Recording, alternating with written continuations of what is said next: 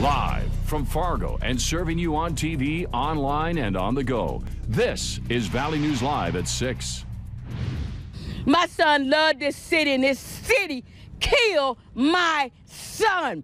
And the murderer gets away. An emotional Valerie Castile, the mother of Philandro Castile, after the police officer that fatally shot her son last summer was acquitted of all charges. After days of deliberation, a jury has found Geronimo Yanez not guilty of second-degree manslaughter or culpable negligence in Castile's death.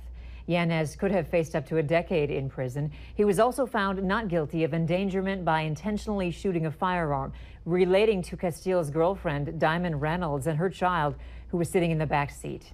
Yanez shot Castile 5 times in July during a traffic stop in Falcon Heights, Minnesota. Yanez will not be returning to active duty, and the city of St. Anthony will offer Yanez a voluntary separation agreement. The state of Minnesota ranks near the top when it comes to several aspects of human trafficking. The FBI says child prostitution is a major issue in the Twin Cities, and in 2015, the state was the 3rd highest for the number of trafficking cases. With the Super Bowl kicking off early next year in Minneapolis, MnDOT is launching a new campaign to make travelers more aware. Valley News Team's Bradford Eric shows us what they're doing and how you can know if someone is a victim. What you see could set someone free. That's the message on these posters the DOT is putting up at 41 rest areas across the state. That includes this rest stop here in Moorhead. The state says this location is open 24 hours a day, and travel is often involved as victims are transported from a central base. But would you be able to recognize a human trafficking victim? Probably the company they keep, the 2 different people. You know, you see a young 18, 19-year-old pretty girl with a 50-year-old guy. There's probably something wrong there. But other folks at the Moorhead rest stop said they had no idea. To be completely honest, I don't think I probably would. Well, I don't really know the signs that well, to be completely honest, so I mean, I would want to be able to, but I just don't think I know the signs. The National Human Trafficking Hotline says if someone appears fearful, anxious, paranoid when police are mentioned, or avoids eye contact, they could be a victim. Victims can also appear malnourished, show signs of physical abuse, and have few possessions. And according to the state, the average age a sex trafficking victim is first sold, 13 years old. In Moorhead, Bradford Eric, Valley News Live. As you hit the highway throughout the rest of this summer, you should see the posters along your travels. We have also put a link to more information on our website, valleynewslive.com. We're heading into the weekend with some pretty nice weather. Let's hope it continues through Father's Day. Hutch is here with a first look at tonight. Hutch? Thanks so much, Mike. As we head into the evening, we're seeing spotty showers once again as promised today. Temperatures reaching near 80.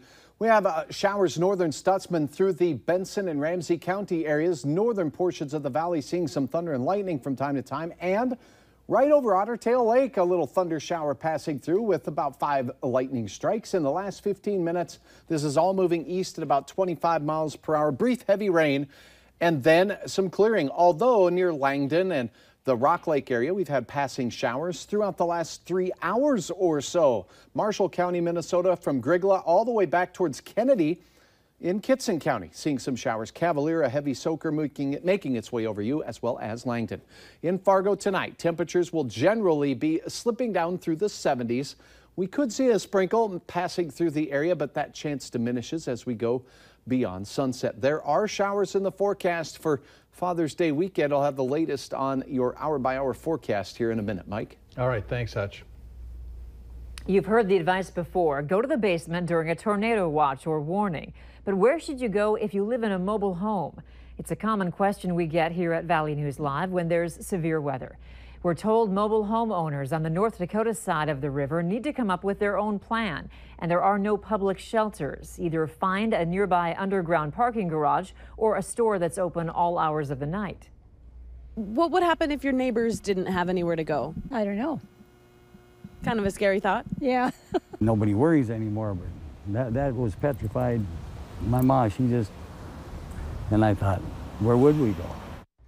On the other side of the river in Minnesota, there's a law that requires all mobile home parks to have an emergency plan. Typically, it's a church or a grocery store nearby. A Grand Forks man is facing several charges after a high-speed chase and standoff with police that spanned more than 15 hours. Dustin Berry is charged with fleeing and reckless driving, and authorities say more charges may be coming.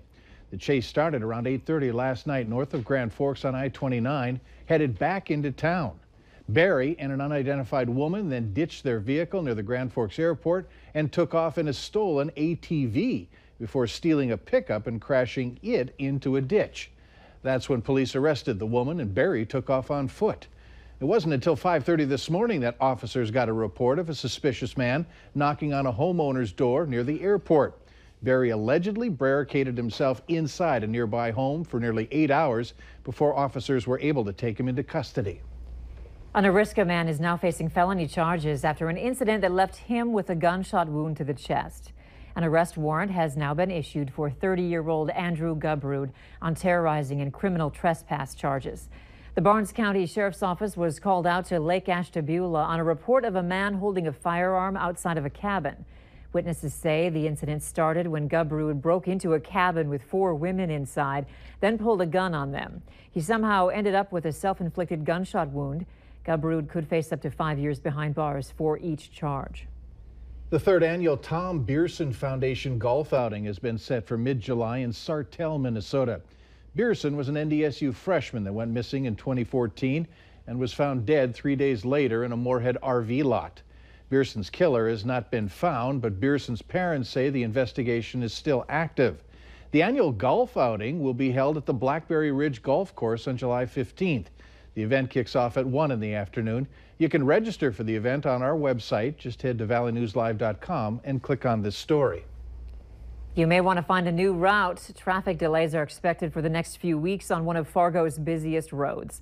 Contractors are repairing damaged concrete on 13th Avenue South between 38th and 45th Streets, and that means periodic lane closures. Work is expected to take up to 3 weeks.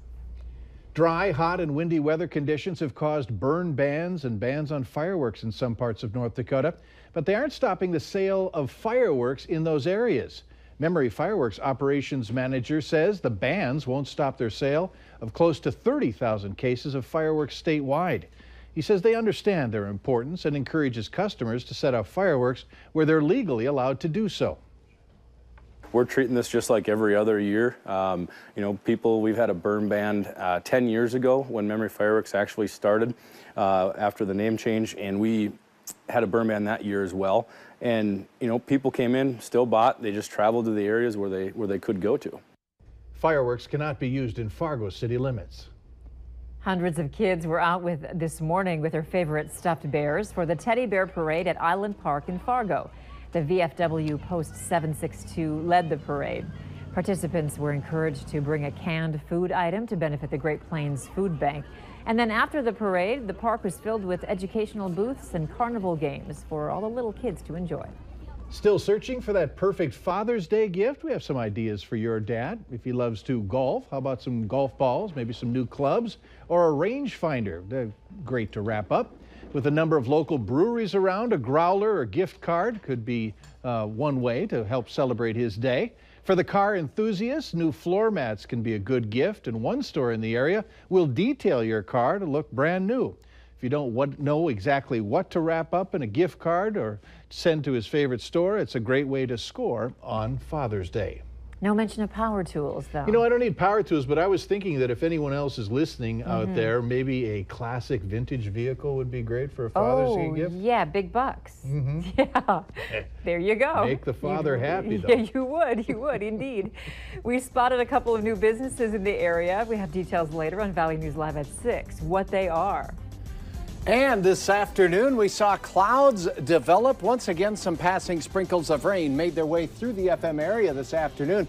A chance this evening, but an even greater chance of rain as we head through the weekend. Details coming up right after this.